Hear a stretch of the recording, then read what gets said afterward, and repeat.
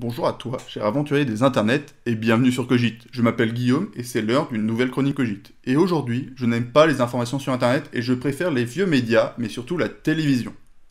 Encore une fois, je t'entends déjà devant ton écran te dire mais quel hypocrite, il publie sur YouTube et il n'aime pas internet.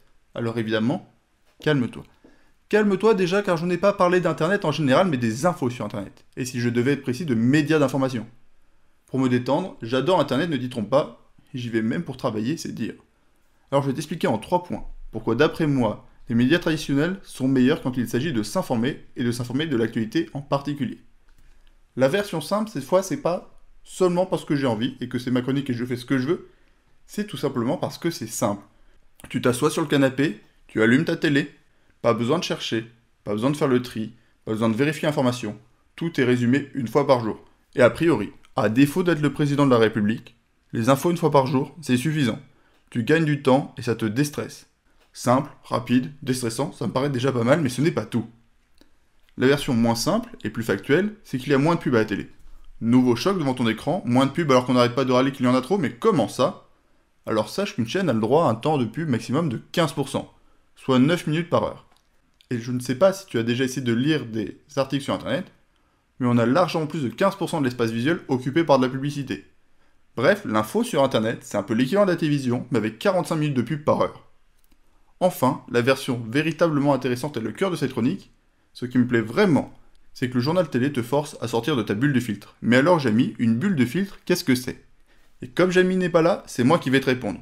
Une bulle de filtre, c'est l'extension gênante de quelque chose de naturel. Tu nais et grandis dans un environnement, une culture donnée, et naturellement, ça forme ton esprit. Mais internet et les médias sociaux amplifient ce phénomène de développement de l'esprit par l'environnement de façon biaisée. En effet, c'est bien connu, si c'est gratuit, c'est que c'est toi le produit. Et plus tu vas rester connecté, plus tu vas rapporter de l'argent. Tu es donc ciblé, analysé pour pouvoir te proposer le contenu qui t'intéresse, pour que tu restes plus longtemps connecté, que tu puisses donner une information de plus sur toi, ou que tu vois une pub de plus. Bref, tu as accès à une information filtrée spécialement pour toi par des algorithmes, te créant un internet personnalisé, différent de celui de tous les autres. Finalement, quelle que soit ton opinion, tu trouveras toujours des gens qui sont d'accord avec toi. Et rapidement, tu ne verras plus que des choses qui vont dans ton sens et te rassurent, formant une chambre d'écho, te renvoyant tes opinions parfois de façon amplifiée ou déformée. Plus qu'une bulle, on aboutit très rapidement à une forme de bunker de filtre qui renforce radicalement tes opinions. Naturellement, ça a 2 conséquences. La première, c'est que ça t'aide à penser que tout le monde est d'accord avec toi ou que la majorité est d'accord avec toi et que tu as forcément raison. Et la deuxième, qui est sans doute plus grave, c'est que très rapidement, il ne t'apparaît pas normal que l'on n'adhère pas à tes idées. Et on aboutit sur une forme d'extrémisme des idées. Mais alors, comment en sortir?